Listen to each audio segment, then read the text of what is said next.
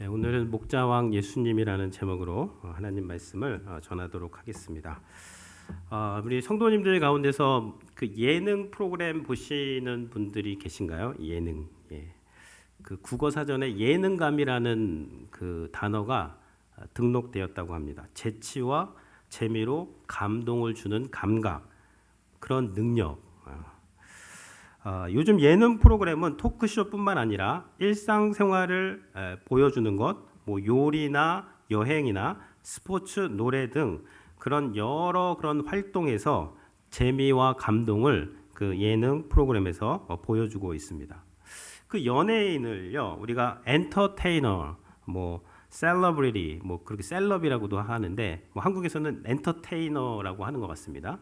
엔터테이너는 사람들을 즐겁게 해주는 사람이 엔터테이너가 되는 것이죠.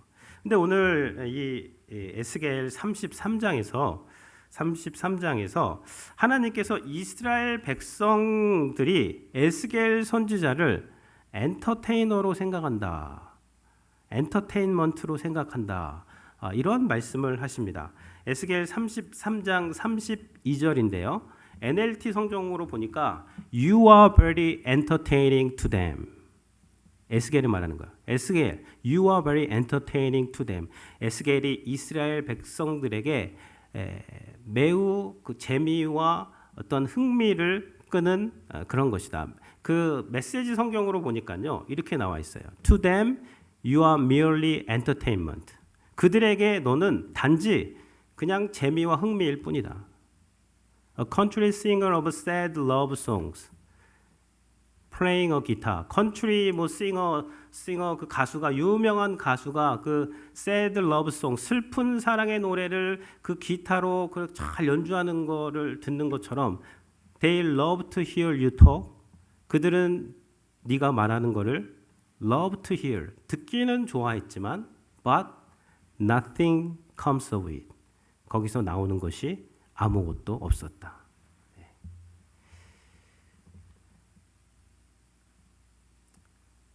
이게 하나님이 이스라엘 백성들에게 하신 말씀입니다. 참 저는 이 말씀을 보고 좀 놀랐습니다. To them you are merely entertainment. 그들에게 넌 단지 entertainment, 엔터테이너다. 흥미를 주고 그들을 즐겁게 하는 사람일 뿐이다. 네가 내 말을 대언할 때, 에스겔이 하나님의 말씀을 대언할 때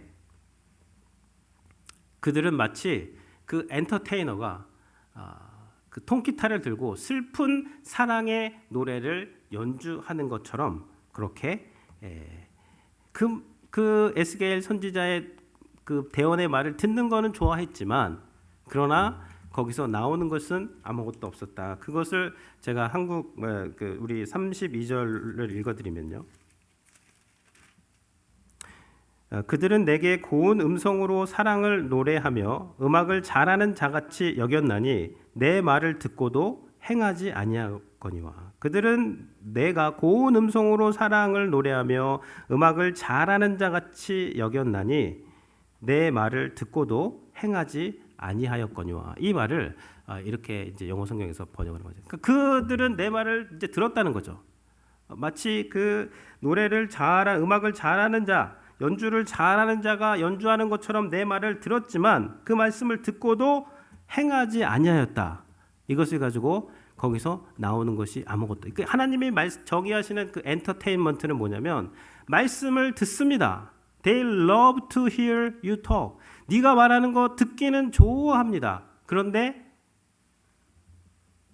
그 가운데 행하지 않는 거예요. nothing comes of it. 거기서 나오는 것이 아무것도 없을 때 하나님께서는 그것을 You are very entertaining to them 이라고 말씀을 하고 있습니다. 하나님이 이런 말씀을 하시는 배경은 에스겔 33장 21절의 말씀인데요.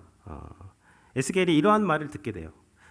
우리가 사로잡힌 지 12째 해 달 5째 날에 예루살렘으로부터 도망하여 온 자가 내게 나와 말하기를 그 성이 함락되었다.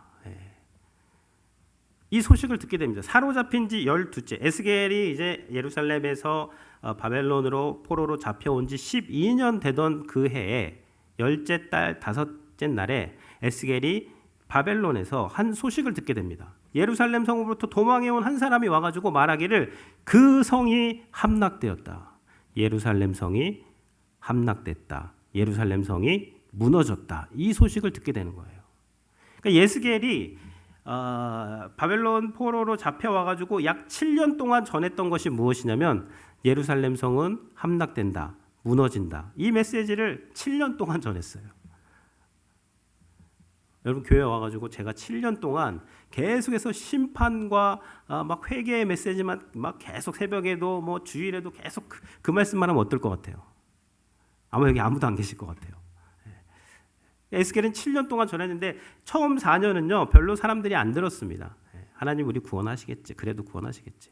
자신들은 변하지 않으면서 하나님의 구원만 바라보는 그런 잘못된 그런 신앙을 가졌는데요. 근데 이제 그 한 4년 정도가 지나니까 정말 바벨론 군대가 예루살렘으로 침공을 해서 그 성읍을 둘러싸기 시작했어요. 그 성읍을 둘러싸고 이제 공성전을 펼쳐가지고 토성을 막 쌓아 올리기 시작했습니다. 그러니까 이제 사람들이 막 웅성웅성 대면서 에스겔의 말이 진짜인가 보다.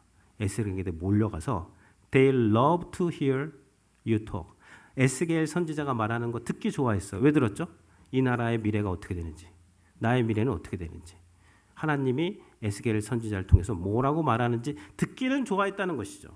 그런데 그 성이 멸망할 때까지 그 많은 이스라엘 백성들은 회개를 하거나 그 삶에 그 말씀을 적용을 하거나 그들이 그 말씀으로 변화되지는 않았다. 이것을 가지고 하나님께서는 이것이 엔터테인먼트다. 그렇게 말씀을 하시는 것이죠. 그러니까 에스겔 시대의 이스라엘 백성들이 에스겔 목사님의 설교를 들었어요. 듣기 좋아했습니다. 구독을 하고 좋아요를 누르면서 매일 들었던 것이죠. 근데 듣는데 아무런 변화가 일어나지 않고 그냥 just entertaining, merely entertainment. 그냥 들은 거예요. 재미 삼아, 지적 호기심 삼아, 뭐 어떻게 될 것인가, 뭐 이런 것에 관심을 갖고 듣는 것입니다. 그것은 하나님께서 말씀하십니다. 그것은 그냥 재미일 뿐이다. 너희들에게. 그것이 너희들에게 생명이 되지 못할 것이다. 로마서 10장 17절에 이런 말씀이 있어요. 그러므로 믿음은 들음에서 나며 들음은 그리스도의 말씀으로 말미암았느니라. 믿음은 들음에서 납니다. 들어야 돼요. 말씀을 들어야 됩니다. 설교를 들어야 돼요. 잘하시는 거예요. 맞습니다. 그런데 그 듣는 것이 just entertainment. 그냥 단지 내 호기심을 채우기 위해서 듣는 것은 nothing comes of it. 아무것도 거기서 나오지 않는다는 것이죠. 에스겔 시대의 이 백성들처럼 그렇게 들어서 재미로 뭐 감동받으려고 뭔가 좀 나한테 뭐 감동을 주는 게 없나, 뭐 좀 만족시키는 게 없나, 그런 식으로 말씀을 들을 수는 없다는 것이죠. 야고보서 1장 22절에 보면요, 너희는 말씀을 행하는 자가 되고 듣기만 하여 자신을 속이는 자가 되지 말라 그랬어요. 듣기만 하여 자신을 속이는 자, 듣기만 한다. 이것을 야고보 사도는요, 자신을 속이는 자라고 말했어요. 우리가 때로는요, 너무 많이 들어요. 너무 많이 듣고 아무것도 행하지 않습니다. 우린 좀 적게 듣고 들은 거를 묵상을 해야 돼요. 적게 듣고 많이 묵상하고 그 묵상한 것을 우리의 삶에 적용해야 됩니다. 그래야지 이 들음이 믿음으로 연결이 되는 것입니다. 그러니까 설교를 들을 때, 또 말씀을 들을 때, 설교를 들을 때 두 가지를 체크하셔야 돼요. 내가 듣는 게 지금 하나님 말씀인가? 하나님 말씀을 듣는가? 아니면 내가 듣고 싶은 이야기를 하는 그 사람의 말을 듣는가? 그거 잘 생각해 보셔야 돼요. 내가 지금 이걸 듣는 것이 나의 엔터테인먼트, 내 재미와 감동을 위한 것인가? 내 만족을 위한 것인가? 하나님의 말씀을 듣고 순종하기 위함인가? 그러니까 말씀을 듣는 것 첫 번째, 두 번째는 이 말씀 듣고 내가 순종하기 위해서 듣는 건가? 그냥 지적 호기심이나 뭔가 좀 다른 것을 위해서 듣는 것인가 늘 이것을 생각하시면서 그러니까 우리가 말씀을 들을 때는요 내가 이 말씀 듣고 내가 하나라도 오늘 나의 삶에서 적용할 것이 무엇인가를 치열하게 생각하시면서 많이 풍성하게 생각하시면서 그 말씀을 들어야 합니다. 그것이 하나님께서 원하시는 그런 말씀 듣기가 되는 것이죠. 여러분 사도 바울은 이미 말세의 이런 현상에 대해서 경고하고 있습니다. 디모데후서 4장 3절에 보면요. 때가 이르니 사람들이 바른 말씀의 교훈을 받지 아니하며 귀가 가려워서 자기의 사욕을 따르는 스승을 많이 여기 보면 이 마지막 때가 되면은 사람들이 바른 교훈 하나님의 말씀을 받지 않아요. 하나님이 이미 에스겔을 통해서 누누이 말씀해 회개해라. 회개는 듣기 싫어요.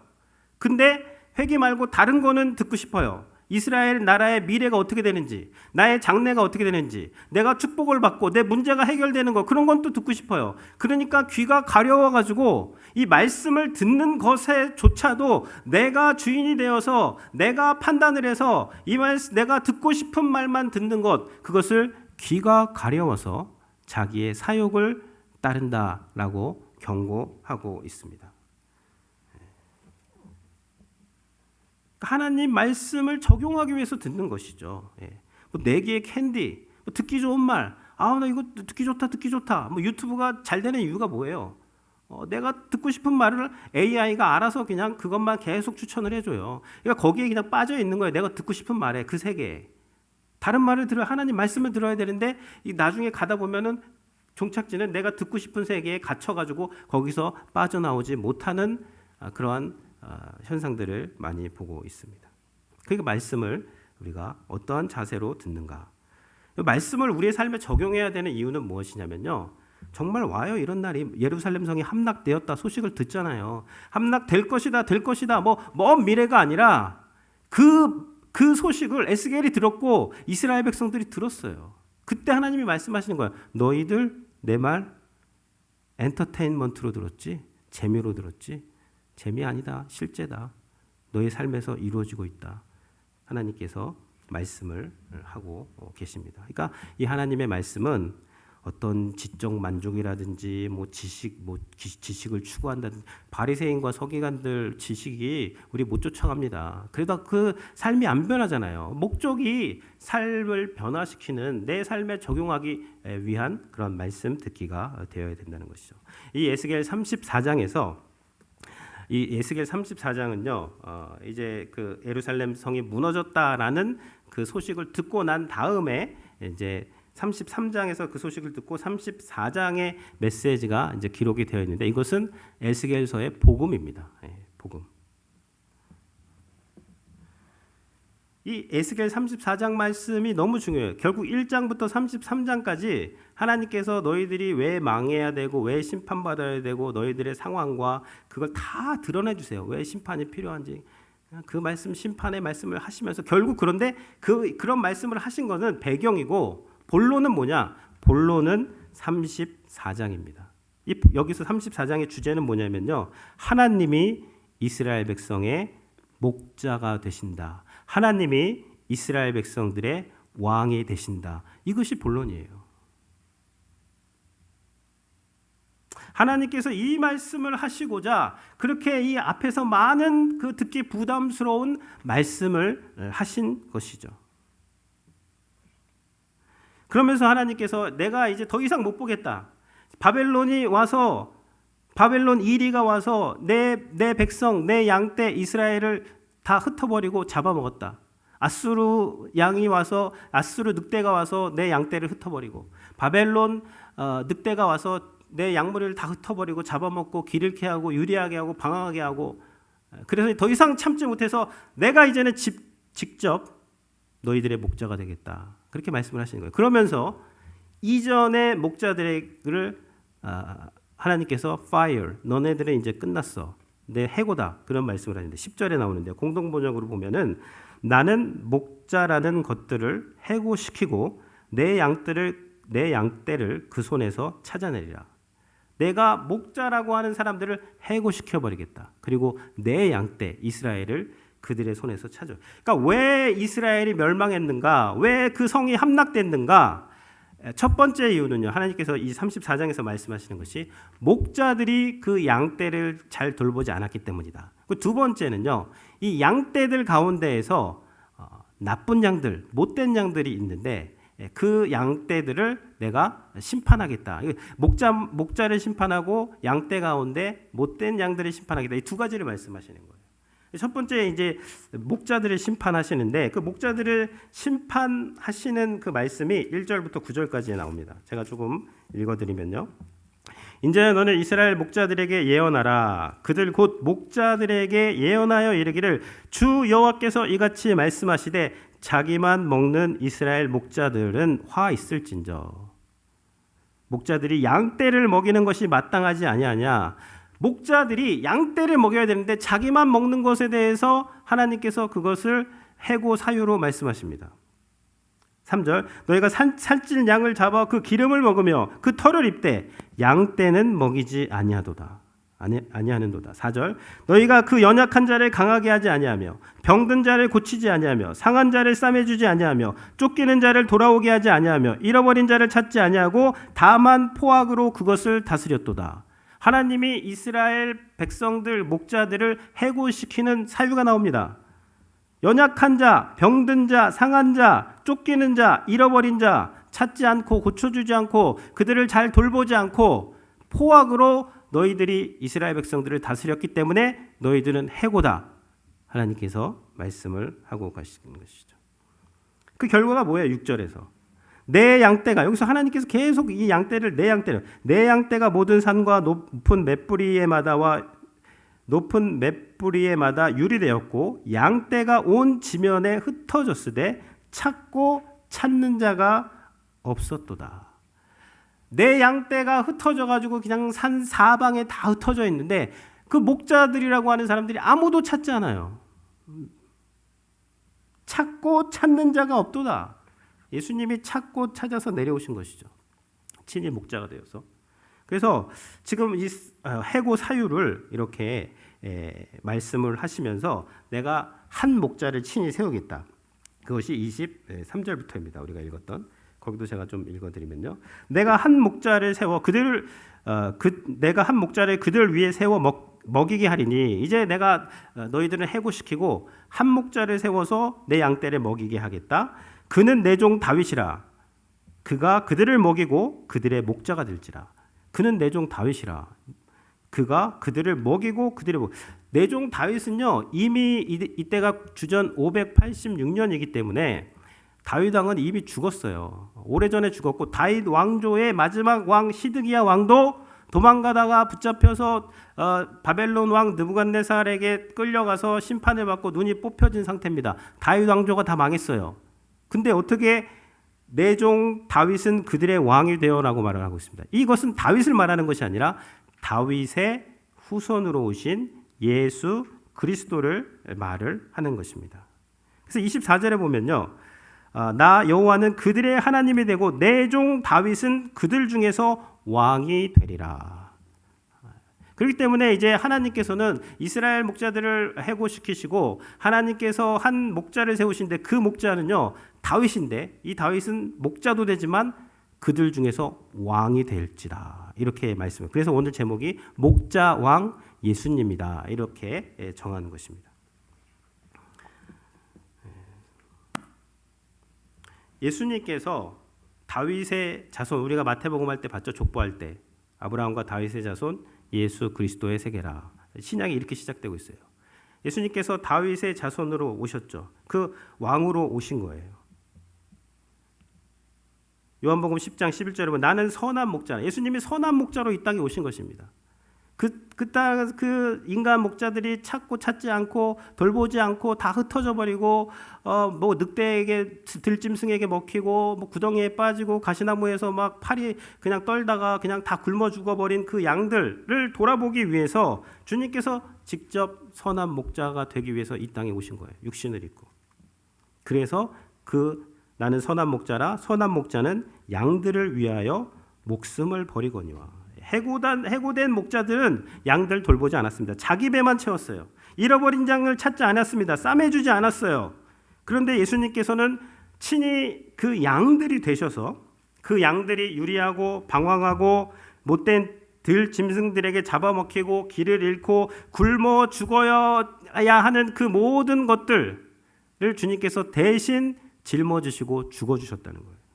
그러므로 그들의 목자가 되어 그들을 푸른 초장으로 인도할 것이다. 목자일 뿐만 아니라 왕이 될 것이다 라고 에스겔에서 복음을 선포하고 있는 것이죠.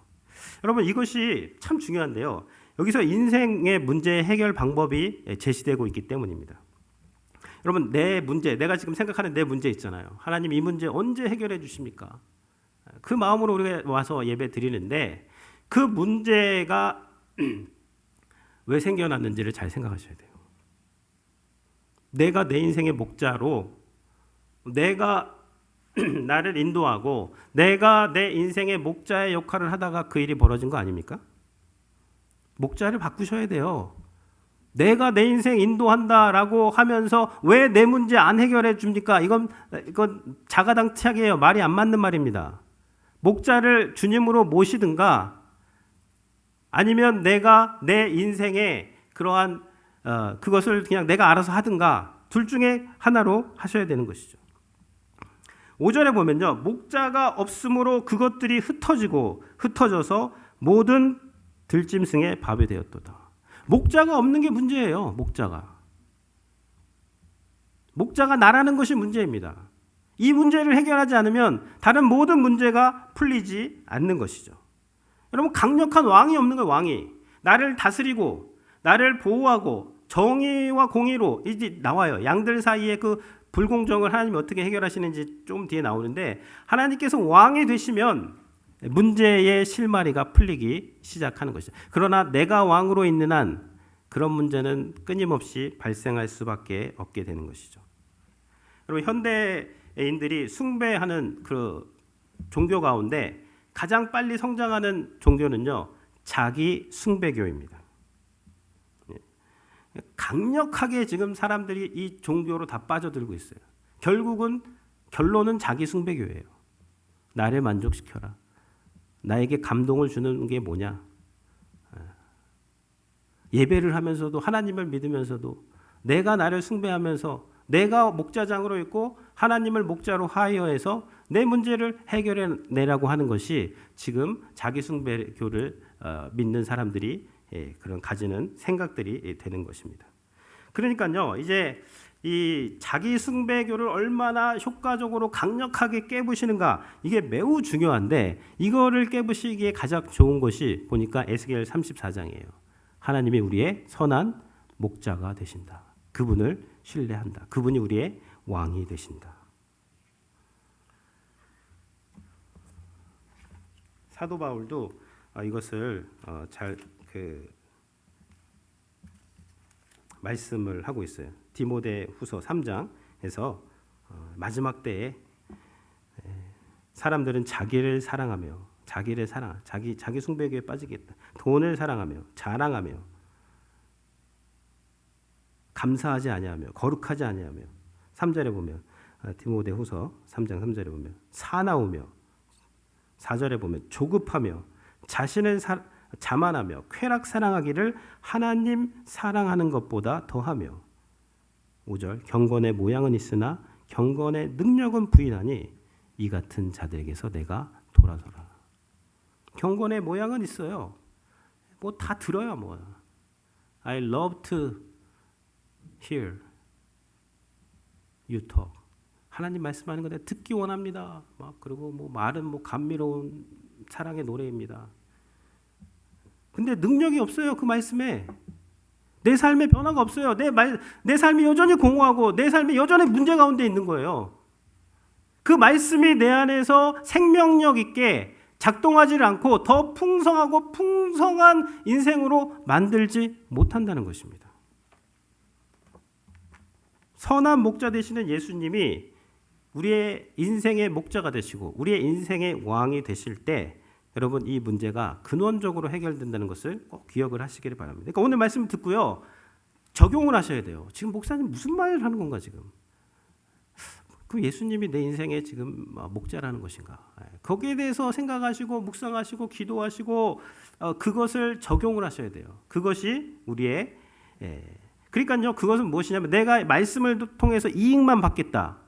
내가 말씀을 통해서 내 어떠한 내 원하는 것만 얻겠다. 그게 아니에요. 말씀을 통해서 내가 주님을 따라가겠다. 주님을 순종하겠다. 주님을 신뢰하겠다. 주님이 나를 사망의 음침한 골짜기로 인도하실지라도 주님과 내가 같이 가기 때문에 주님을 신뢰하며 내가 그 걸음을 걸어가겠다. 그런 자세와 태도로 우리가 하나님의 말씀을 이제 들어야 되는 것이죠. 이제 하나님께서 목자들의 말씀을 하시고 그리고 이제 양들에 대해서 이제 말씀을 하시는데요. 16절에 나옵니다. 16절. 목자들만 심판받는 게 아니에요. 양들도 심판받습니다. 16절에 보면 이제 예수님이 이제 목자가 되셔서 그 잃어버린 자를 내가 찾으며 쫓기는 자를 내가 돌아오게 하며 상한 자를 내가 싸매주며 병든 자를 내가 강하게 하려니와 살찐 자와 강한 자는 내가 없애고 정의로 그것들을 먹이리라. 재밌는 말씀이 나와요. 잃어버린 자, 쫓기는 자, 상한 자, 병든 자, 내가 그 양들은 내가 케어하겠다. 내가 그 양들은 고치겠다. 그런데 살찐 자와 강한 자는 내가 없애고, 이 무슨 말이죠? 정의대로 그것들을 먹이리라. 하나님이 그러면 약한 양만 좋아하고 살찐 양은 안 좋아한다는 겁니까? 그럼 하나님 불공평한 하나님이시죠? 그런 말이 아닙니다. 살찐 자와 강한 자는 내가 없애고, 이제 그 말씀의 의미가 17절에 나옵니다. 17절에 나오는데요. 주 여호와께서 이같이 말씀하셨는데 내가 양떼 내가 나의 양떼 너희여 내가 양과 양 사이 숫양과 숫염소 사이에서 심판하겠다. 17절에서도 심판하겠다. 20절에서도 심판하겠다. 22절에서도 20절 내가 살찐 양과 파리한 양 사이에서 심판하리라. 22절 양과 양 사이에서 심판하리라. 심판하겠다 심판하겠다 세 번이나 나와요. 근데 어떠한 심판? 양 무리에서 살찐 양이 있고 강한 양이 있고 튼실한 양이 있고 약한 양들이 있습니다. 그런데 하나님께서는 튼실하고 강하고 살찐 양들 내가 심판하겠다. 근데 그 이유를 알아야죠. 하나님이 왜 그들을 없애버리고 심판하시는지가 이제 18절에 나오죠. 너희가 좋은 꼴을 먹는 것을 작은 일로 여기느냐. 지금 살찐 양들에게 말하는 거예요. 좋은 꼴이래, 좋은 그 풀들 먹는 것 작은 그거 만족이 안 되니 어찌하여 남은 꼴을 너희가 먹고 남은 그 풀들을 발로 밟았느냐. 너희가 맑은 물을 마시는 것을 작은 일로 여기느냐. 어찌하여 남은 물을 발로 더럽혔느냐.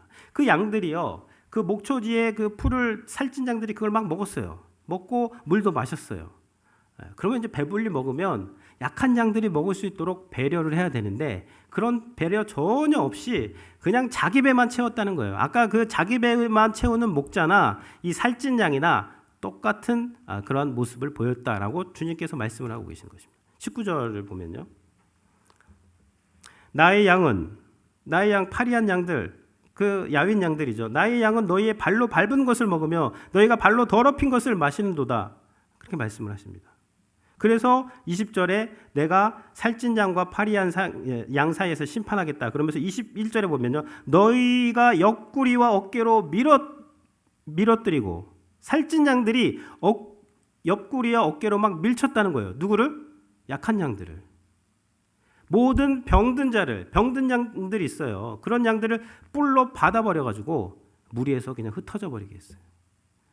그리고 강한 자, 그러니까 강한 자들은 계속 자기의 강함만을 누리고 그 다른 양들을 돌아보지 아니하고 오히려 자신의 강함을 가지고 약한 자들을 억압하고 뿔로 받아버리고 옆구리로 밀어버리고 그런 일을 해서 강한 자는 계속 강해지고 약한 자는 계속 약하게 놓았던 그 양무리에서 일어나는 일들, 그 전에 악한 목자들은 그거 방치했어요. 근데 주님께서는 그거 심판하시겠다는 거예요. 내가 반드시 그거 너희들 심판한다. 그래서 강한 애들, 그게 만약에 우리가 배려를 하고 다른 사람들 이렇게 잘 돌보면서 하는 그 강한 양은 괜찮습니다.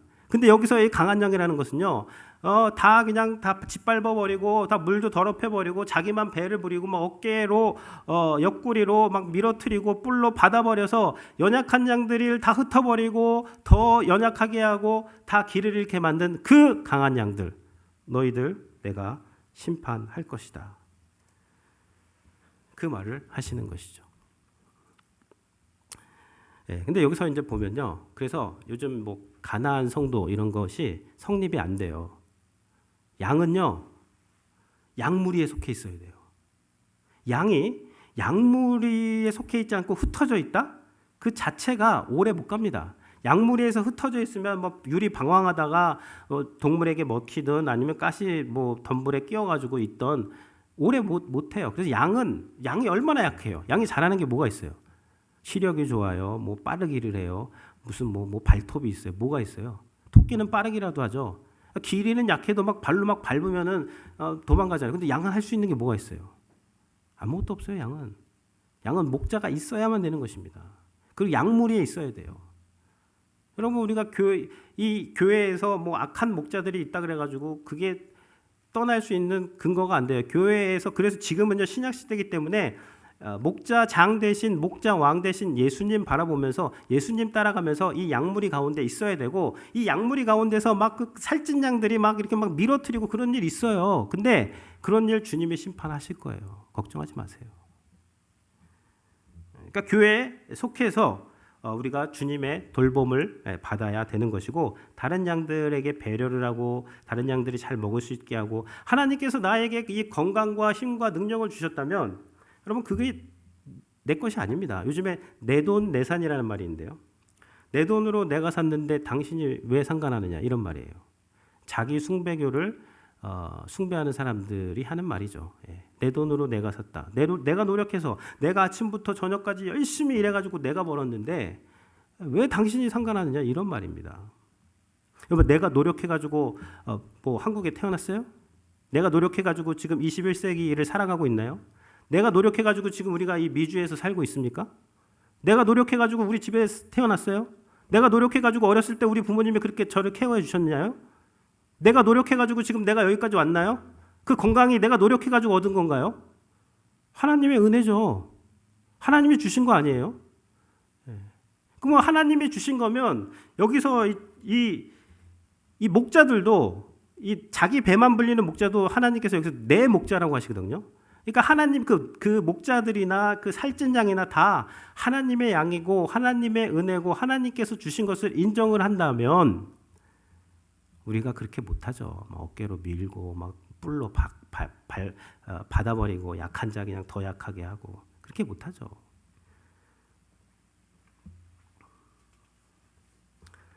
교회도 마찬가지예요, 여러분. 우리가 뭐 강한 교회, 뭐 큰 교회, 그게 이유가 아닙니다. 그 교회들이 만약에 그 힘을 가지고 막 약한 양들을 받아버리고 그 목초지에 그 풀 먹지 못하게 막 다 밟아버리고 자기 막 독식하려고 그러고, 그거 하나님이 좋아하시지 않습니다. 내 교회만 뭐 성장하겠다 이런 거 좋아하시지 않으세요. 양 무리에서 모든 양들이 서로 배려하면서 목자장 되시는 예수님의 인도에 따라서 서로가 서로를 함께 케어하는 것이, 그것이 주님의 양무리에서 나타나는 원리가 되는 거예요. 역전의 원리예요. 우리가 금요일날 봤죠? 마리아의 찬가에서 역전의 업사이드 다운, 역전의 원리가 나타난다. 가난한 자를 부하게 하시고 비천한 자를 높여주시고, 양무리에서 나타나는 그 은혜의 원리가 되는 것입니다.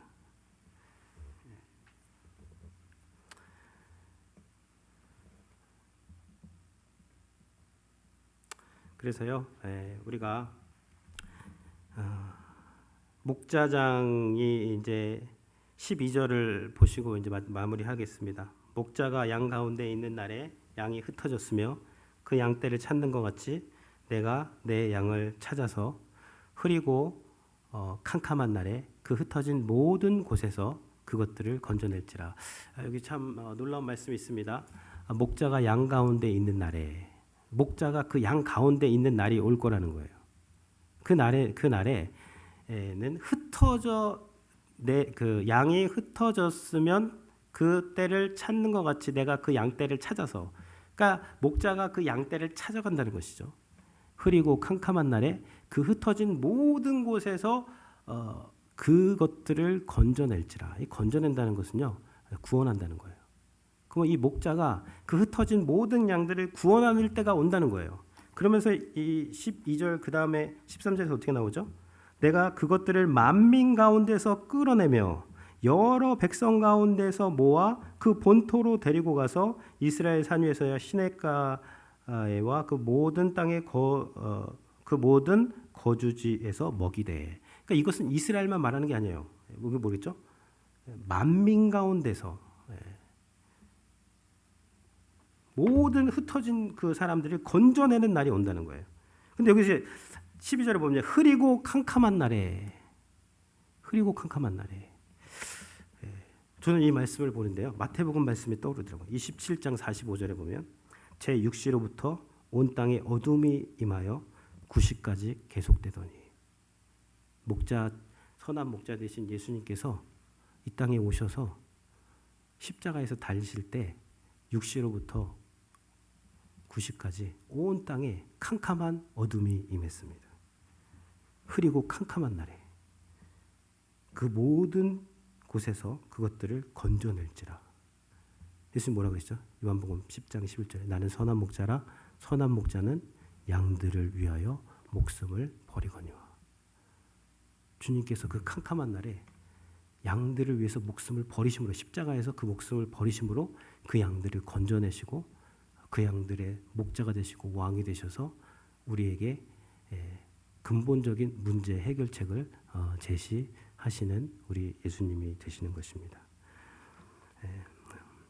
오늘 말씀 기억하시면서 우리 같이 찬송가 선한 목자 되신 우리 주, 이 가사가 이 34장 말씀과 너무 34장을 읽고 이 찬양을 부르니까 우리 신앙 고백으로 이 찬양 하나님께 드리도록 하겠습니다.